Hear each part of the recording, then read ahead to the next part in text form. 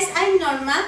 Today I am making this free video to demonstrate how I prepare my paper mache recipe or modeling paste. Although there are many recipes, this is the one I use and I have great results.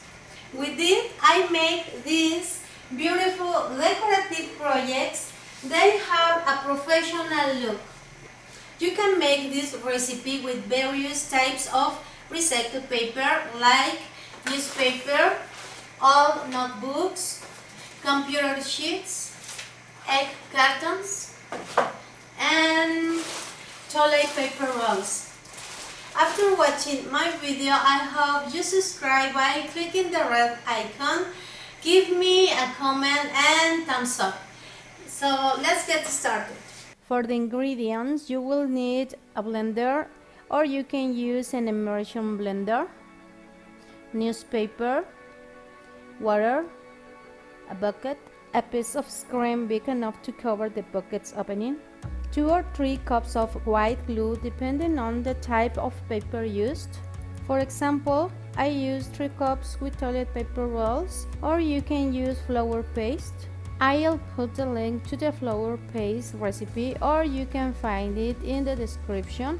2 tablespoons of baby oil or corn oil and 2 tablespoons of vinegar. 1 cup of flour. You will need a quarter of a kilo or a little over 1/2 pound of paper.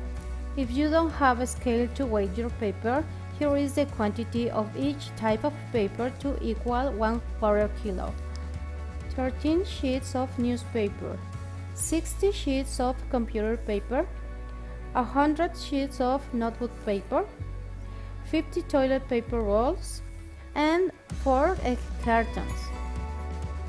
Once you have the paper ready, tear it into tiny pieces. Put the pieces into a bucket and add enough water to cover the paper. Let it soak for 1 to 3 days. If you use the toilet paper rolls, it is necessary to soak it for no less than 3 days. Next, you need a blender or a bullet to grind up the paper. I use a different blender pitcher with my blender. Basically, I have one pitcher for my paper mache and a different pitcher for food. Put a handful of paper into the blender, then fill it halfway with water.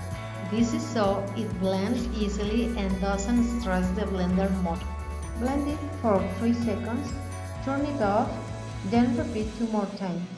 Now it's ready for the next step. Put a piece of screen over the top of the bucket, then pour the paper mixture over the screen and braid the edges to get rid of the excess water. Now the paper will look like this. Continue this process until you finish. Next, separate the paper into little pieces. It is extremely important to separate the paper into tiny pieces or the paper mache will be lumpy.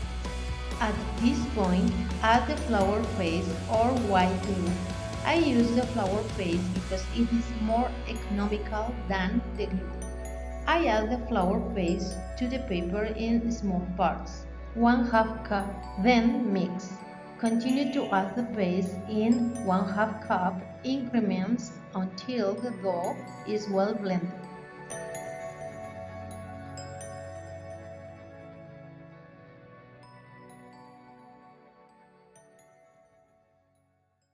Now add flour to thicken it.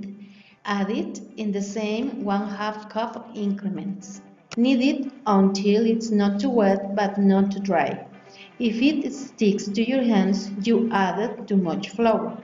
You will have to add more paper mixture until you have the right consistency. Now, add a tablespoon of oil to soften the dough and add a tablespoon of vinegar as antibacterial.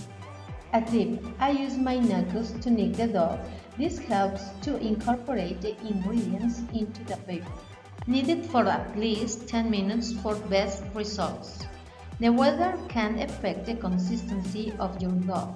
If it's too wet, add more paper and knead it more.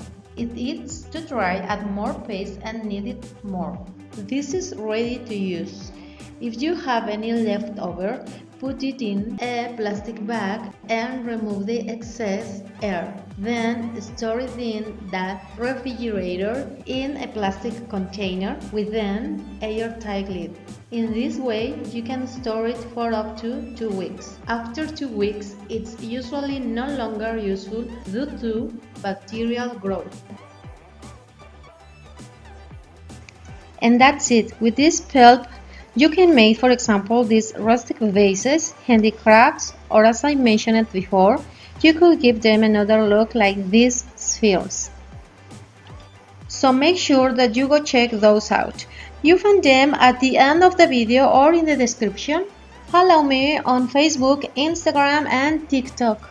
So be sure that you subscribe, hit the red icon so you don't miss the next one coming up. That's going to be real soon. See you there, guys. Bye.